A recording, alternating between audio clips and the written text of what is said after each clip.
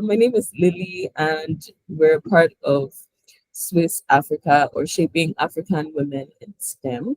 So, what our organization focuses on is empowering younger women who are coming up. Maybe they're in secondary school or they're in university or even younger, and they might be wondering that they have these dreams and ambitions that might seem very up there, but they want to know if this is something that's achievable, especially coming from somewhere like Africa, where it can be a very patriarchal society, like men focused in these kind of industries.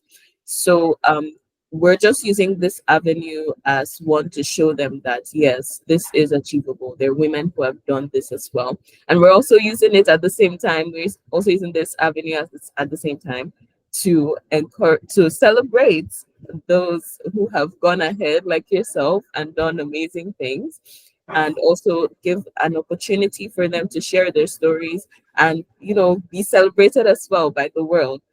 And we're also using this to encourage and educate others as well, not just women, but also men, about maybe scholarships or mentorship in STEM and all these other things that they could benefit from as well.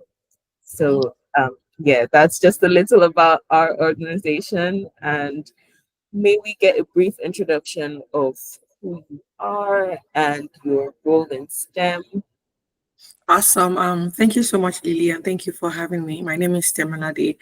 Um, who am I? That's interesting. So, I mean, over the past few years of my life, I've been in the tech field for a while. I come from a family of all girls. Myself and my siblings are girls. I have three other siblings, and did a first degree in engineering, mechanical engineering. There's a lot of interesting story as to how I eventually ended up doing engineering, because at some point I wanted to study medicine and surgery. Not like I wanted to, and there is honestly absolutely nothing wrong with medicine and surgery, but people just told me that's what they think will sort of fit me. Nobody told me about engineering, tech, computer science, and a couple of other things. But thanks to my teacher in one of the tutorials I went to, who asked me questions around why you not considering engineering, I still remember my response up to today. I was like, God forbid that department that is for boys. I don't want to be a tomboy. And those were the kind of responses I was giving. And I'm grateful that it took enough time to expose me in a good way, showing me people on his we did some Google search, read about some women. I was deeply inspired. And that was what led into me moving from wanting to study medicine and surgery to engineering. Finished with a first class. Since then, I've done a couple of things in tech, product management, programs management. My last role, because I'm presently in business school at the moment, but my last role, which I just resigned from about 1 month, 2 months ago, was at Google. I worked across Sub Saharan Africa. I was a product marketer, and the 2 years plus I spent at Google were one of the best years of my life. I really had a good experience, learned a lot, unlearned a lot. Outside of serious work, who am I? I love to sleep. I love to have fun. I love to meet people. I love to have conversations. I love to speak. I love to play games. If you want to see the extroverted side of me, just tell me, let's play a game. And then you see me screaming and shouting on top of my voice. But yeah, let me know if there's any part of my story you want me to speak deeply about. Okay. Yeah, well, that's wonderful. Going from engineering to tech. How was that transition? And now you're in business. That seems like a very interesting transition. How was that for you, and what inspired that? So I think one of my strengths is I reflect a lot. Every decision I find myself take, I always ask myself why. I mean, engineering, for example, like I said, my tutor exposed me to understanding what engineering was all about. And even I made the decision myself on the kind of engineering I wanted to go to. It wasn't like he forced me and said, okay, I think you'll be good for this. He allowed me check all the different engineering we had. And just to make you guys chuckle a bit, I checked civil engineering. I was like, I wasn't good at technical drawing while I was in high school, so no civil engineering. I checked electrical engineering. I'm like, NEPA, PHCN. No, I don't want to. That was what I thought electrical engineering was. I'm like, no, I am not doing that. And then I checked mechanical engineering on Google, and I remember, I don't know if the response is still the same right now. I should actually check. But when I checked, if you're talking as far back as, if not 10 years ago or more, I saw Google search brings out the response. Mechanical engineering is the father of all engineering. I'm like, okay. That's the one I want to do. The father. That was how I chose to wanting to study like mechanical engineering, and then spent 5 amazing years. So whilst I was in school, aside being, I said one of my strengths is I reflect a lot. Another strength I have is I ask questions a lot. So I remember my second year in school, someone who had recently graduated, I'm in his DMs. I'm like, hey, so happy for you. How is life after college? Blah, blah, blah. If you had to reflect back, what would you want to do differently? And his response was, hey, Temilade, the CGPA is good and everything, but make sure you have a life outside of school. There are so many things you need to learn, like so many soft skills, so many necessary future of work hard skills that you need to learn ahead of, I'm like, good advice. So while I was trying my best to be good academically, I was always going from one conference to another outside of my school was in Ibadan, always traveling to Lagos. Sometime I traveled to Ghana. Like it was, I really sort of like exposed myself. I didn't just focus on just being like that student hostel triangle lifestyle like they used to say. I tried to do things outside of school. So that gave me some form of exposure where it got to a point I was very sure that I love mechanical engineering. I'm grateful for some of the soft skills and hard skills I've learned from mechanical engineering. I think I want to do something in tech. So when I finished school with the first class, very happy, but I'm like, girl, what next? What next? Since I didn't want to practice mechanical engineering. And then again, as usual, I asked people questions. I'm grateful, super grateful for people who have listened to me and given me their attention. And to be honest, I've had people I reached out to where they just ignored me, and that's fine. You don't know what people are going through. I'm saying this to say, don't think people are horrible because you reached out to them and they didn't respond to you. That's fine. Reach out to the next person, reach out to the next person, reach out to the next person. I did a lot of reaching out, did a lot of like self-introspection. I always call it SWOT analysis. There's something in business we call SWOT analysis. I'm like, we do a lot of SWOT analysis for businesses. We should do SWOT analysis for our lives. Like, what are my strengths? What are my weaknesses? What are opportunities around what I know that I should explore? What are threats to what I know now? Threats in terms of AI is here. What I know now, do I need to like implement AI? Do I need to like pivot or something? So I did a lot of that. And at some point, I'm like, you know what? I want to do product management because it helps me to, implement the problem solving skills I already have and all of those things. They end up doing product management, started with programs management, did it for some time, moved to product marketing. I'm also fine with, I also have a personality where I have like growth mindset. I don't put myself in a box. What you know now, there is this popular book, What Brought You Here might not take you there. Like what you knew 5 years ago might not be that same. You might need a better knowledge now to move around your career and everything. And along the line with the career thing, I knew that I wanted to go to business school. I've always wanted to go to business school. I didn't let the fact that my friends were going for amazing PhD programs. I didn't let that distract me. I knew that I loved PhD for my friends and loved ones, but I just knew it was not for me. I've always had my eyes on the MBA program. I just didn't know the right time. But here I am in my first month in MBA program, and it's been good so far. I hope I answered your question. Yes, you did. And honestly, these answers are so great. And it's wonderful to see that you've been able to explore so many different opportunities. And would you say that you are still planning on using your experience with business now, like your time in business school and the knowledge and experience you would gain here, to still do something in tech or go back to engineering? Going back to engineering, no, I don't think so. Going back to tech, definitely. I had a good experience at tech, Google to be precise, like a very superb experience. I still want to go back. The goal of business school for me, I've lived in Africa all my life. Business school is my first exposure to living in a developed world. I think to a good extent, I understand what it means to solve problem for a developing continent or a developing country like Nigeria. I want to understand how things have been done in the developed world, like the United States, for example.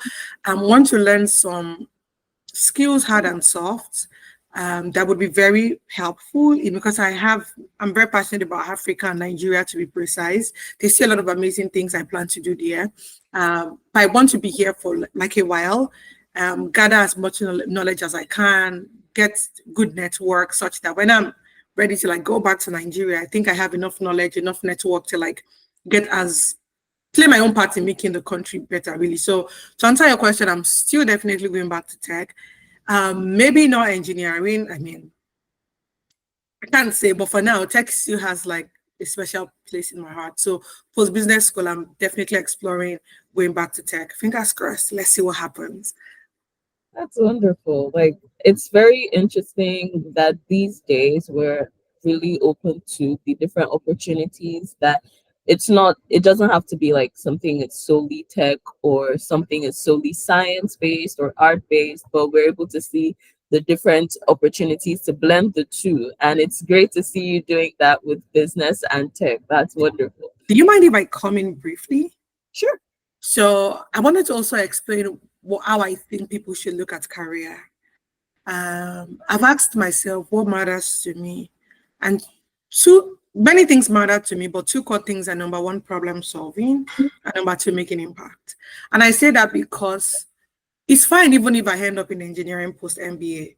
What is very important to me, the role or the job or the company I am in, am I problem solving? And number two, am I making impact? It could be tech, it could be consulting, it could be anything. So that's the way I see my career. I'm saying that because I always tell my friends that, just in case you see me as a medical doctor in 2 years time, even though I'm joking, like, I think for me, what is just the bedrock of every decision I make career-wise is, number one, am I solving a problem with my job or with my role?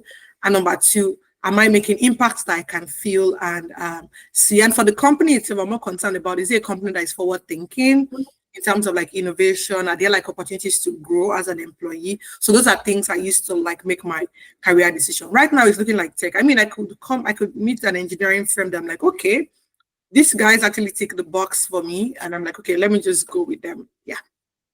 Okay, great. And based on your experience and your career journey so far, what would you say are some key things or some things that you did that made a difference or like an impact in your field, be it engineering or tech or business, whatever aspect you could just shed light on? That's a good question. So the question is what I think that's helped me make a difference. So what are some things that you did that that had like a significant impact? That- Okay. Yeah, one comes to mind right now. And it goes back to what I just said like less than 30 seconds ago around problem solving. I always want to solve problems wherever I am in any capacity I can. And just to digress a bit, I was reading something recently, and I feel like the best problem solvers and the best CEOs are people who have felt the effects of whatever they are solving problem for. There's a popular, let me not say popular, there's an app called Headspace. It helps you like with like getting your mental health together. Last week or 2 weeks ago, I read about the founders of the company, and it's interesting that they were going through like one of them was, maybe I think he just lost his job or something, and his mental health was really bad, and that was how they came about creating like a product called Headspace, which millions of people use right now. Now, to answer your question, I had a good time in school, to be honest. I'm grateful when I'm in school, college, like my university for my first degree. I'm grateful for the lecturers, my colleagues, and everything. But when I was done, I was very worried that the things I learned were like very archaic.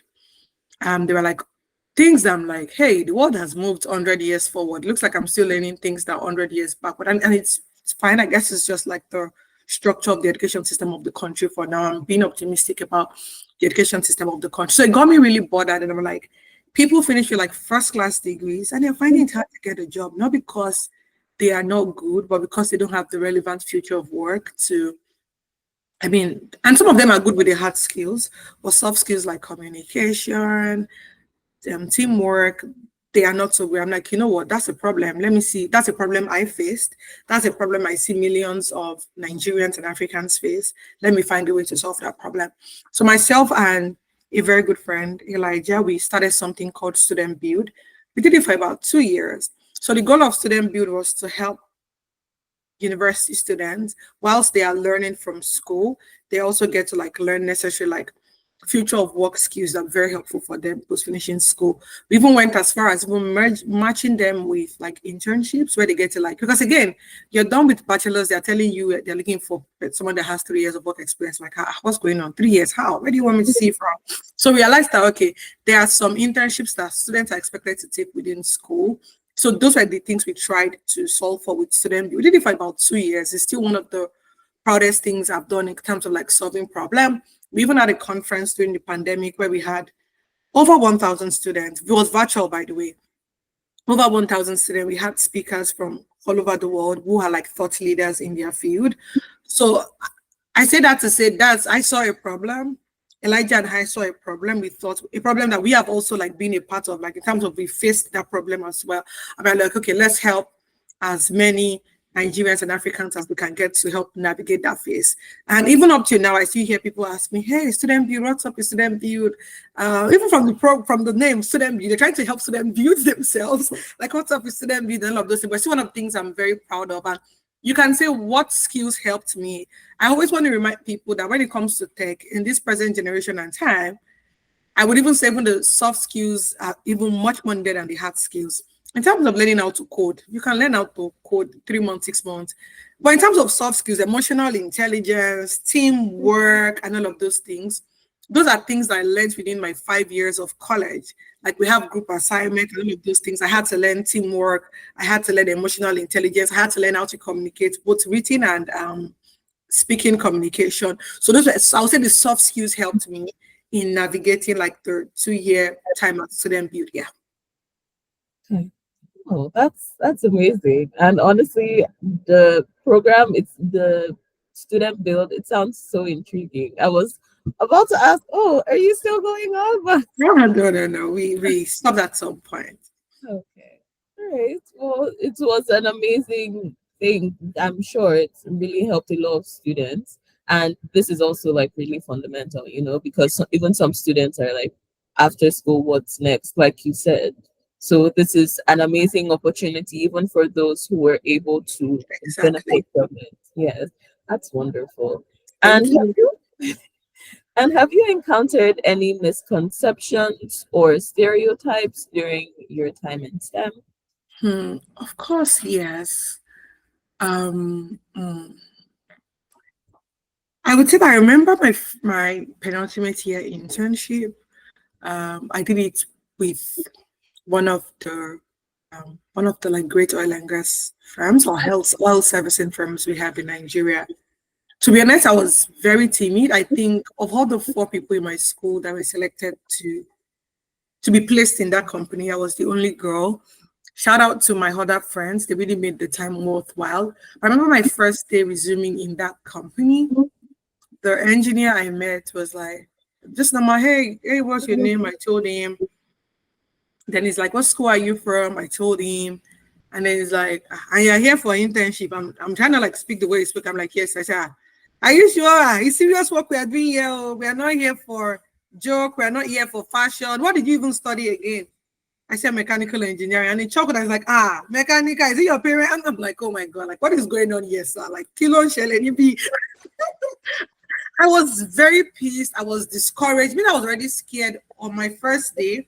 Hearing that from like a senior engineer who is like meant to be like a mentor to me, my heart really like, I don't know. It was just like the first 1 week was very horrible for me.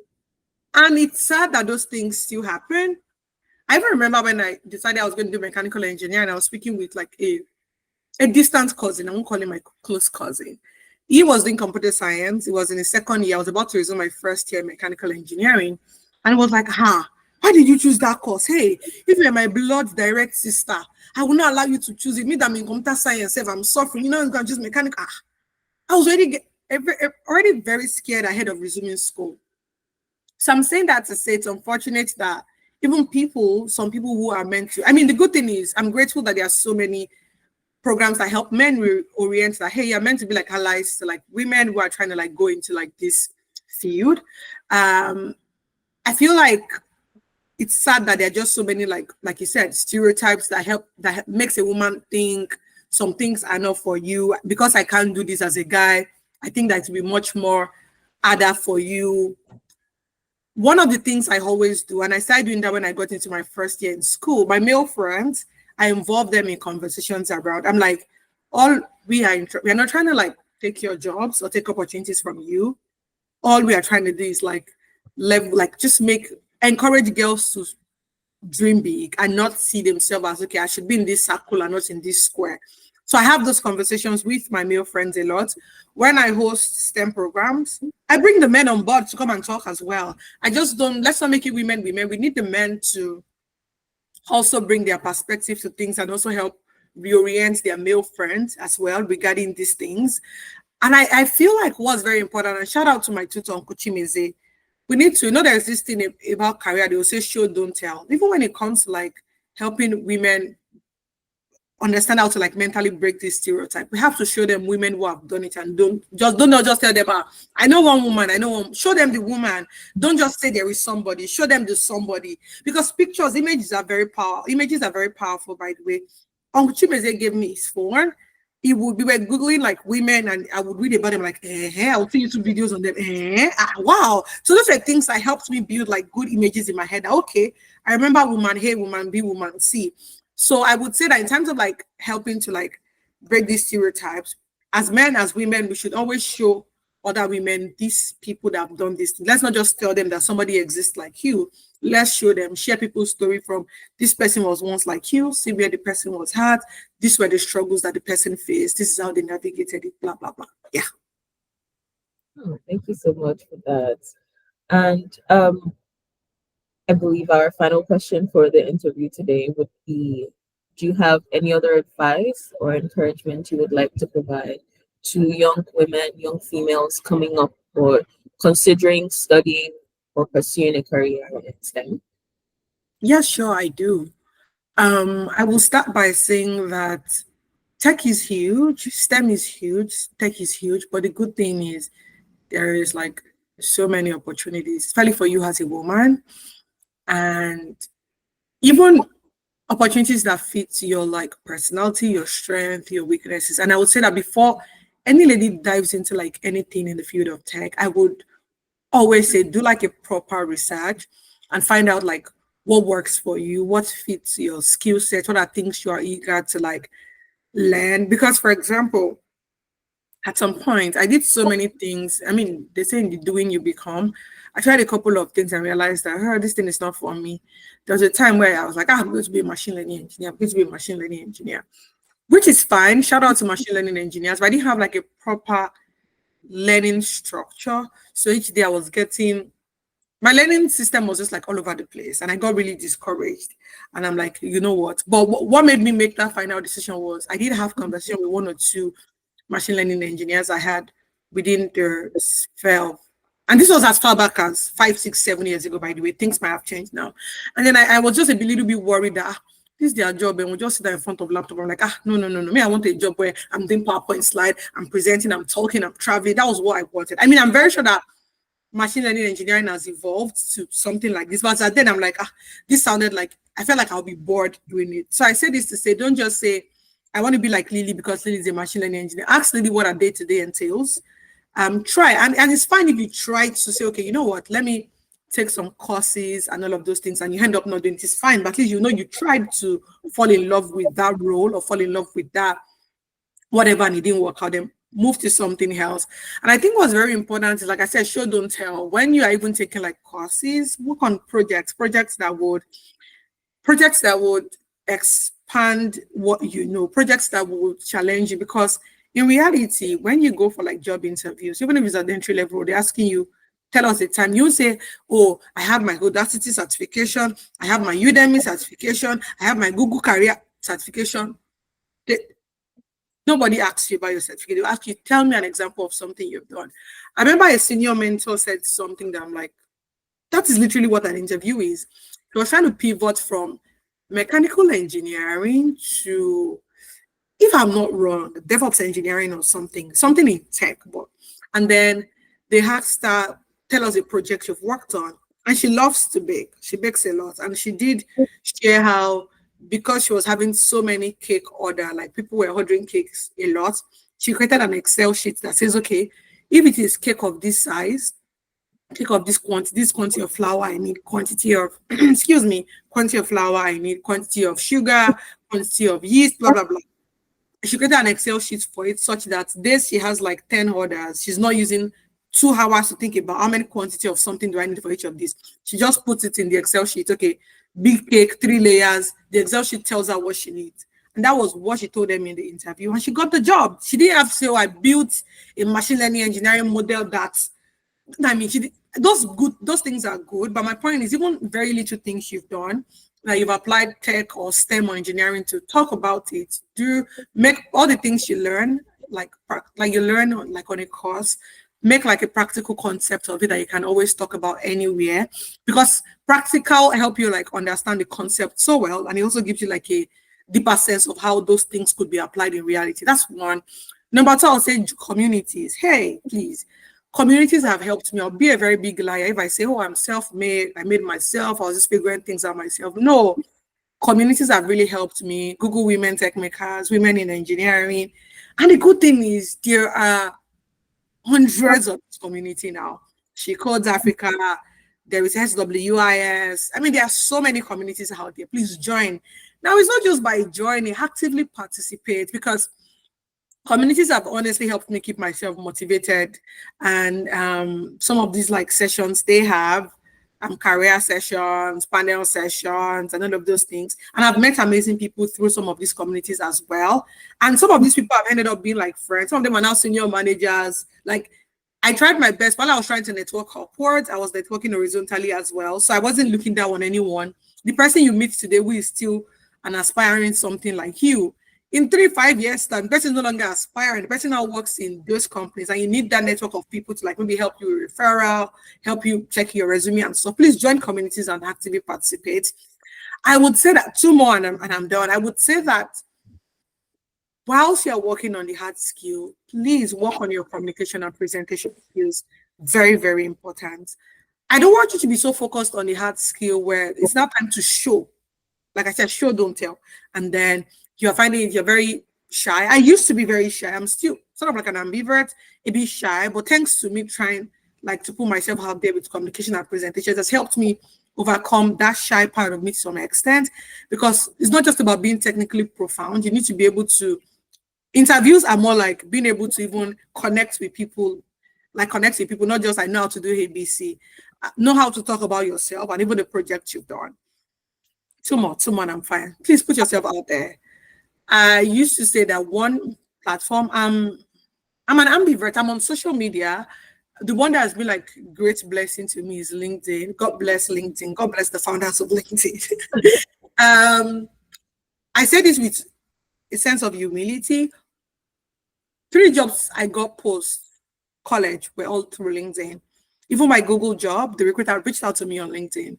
LinkedIn has been very helpful to me. I've met amazing people. I always say I feel like I have so many LinkedIn friends that I've never met in my life than even physical friends. Like LinkedIn has been a great blessing to me. I hear people say things like, LinkedIn, I'm going to delete my LinkedIn. Everybody is saying they are proud to announce it depends on the angle. Somebody is saying 6, somebody is saying 9. Somebody is saying 6 and saying, this thing they announce is affecting my mental health. I feel like my life is, I'm saying 9. That in the sense that, okay, I'm grateful this person got into this MBA program. I'm grateful this person posted. I'm glad to announce. I'm proud to announce. I'm in the person's DM said, oh my God, Lily, congratulations. I'm so happy for you. Excited for you. Do you mind if we have like a call? Do you mind guiding me on how you? That is how I see LinkedIn. LinkedIn does not intimidate me because I'm very self-aware. I'm very, I am very proud of whatever I've achieved in my life so far. I don't let LinkedIn intimidate me. Instead, I reach out to those people who have done things I'm aspiring to do and have conversations with them. But please, if it affects you, that's fine. If you want to log out of LinkedIn, that's fine. But LinkedIn has been a great blessing for me. Please try your best to have a good online presence. When I was in college, I did have a great online presence on LinkedIn. I feel like when I became like a working class, like life is life in, I've not even had time for LinkedIn like I used to do. I'm looking forward to getting myself back because I'm in the phase where I need like so much hand holding at some point. But my point is, please be very active on social media. Talk about the little things you do. It was as deep as if I go for a conference, I'm coming back on LinkedIn, summarizing the conference, tagging the speakers. The speakers respond. I said, Temilade, we are glad you found this helpful. That was how I was using my LinkedIn in college. Comment on people's posts, like people's comments. Stay updated. LinkedIn helped me stay updated on tech trends. Social media in particular helps me. My Twitter as well. I stay updated on what's happening in tech. Elon Musk unveiled a new Tesla version just yesterday. It was through LinkedIn and Twitter. I saw it. So many things are happening in tech. And I think, lastly, this is my last point. I would say that move and learn at a very reasonable pace. I'll be a big liar if I say some days I've not been overwhelmed. Maybe I'm like, I love this thing so much. Like, where are we at? How did we get here? Like, there are some days I find myself like crying, like, oh my God, I feel so bad. I feel so horrible. Learn and move at your own reasonable pace. Don't let the whole tech journey affect your mental health. Take a rest or a break if you need to, if you have to. Pick yourself up again, pick that learning up again. Don't put so much pressure on yourself. Learning is actually a lifelong process. And the more we remind ourselves that, the better it is for us to put less pressure on ourselves. Please have fun while at it. Thank you. Thank you so much. Thank you so much for that advice. Like, honestly, there's so much I would be taking home as well. I'm glad. It's wonderful. Maybe I should create a post about this and just tag you on LinkedIn. Please don't. Please don't. Thank you so much. Thank you, so much Toli. today. Like, there's such a wealth of information that you have shared with us today, and we're so glad. And we're glad to be able to celebrate you as well as one of the women who are doing amazing things in Thank you. STEM and also in tech as well.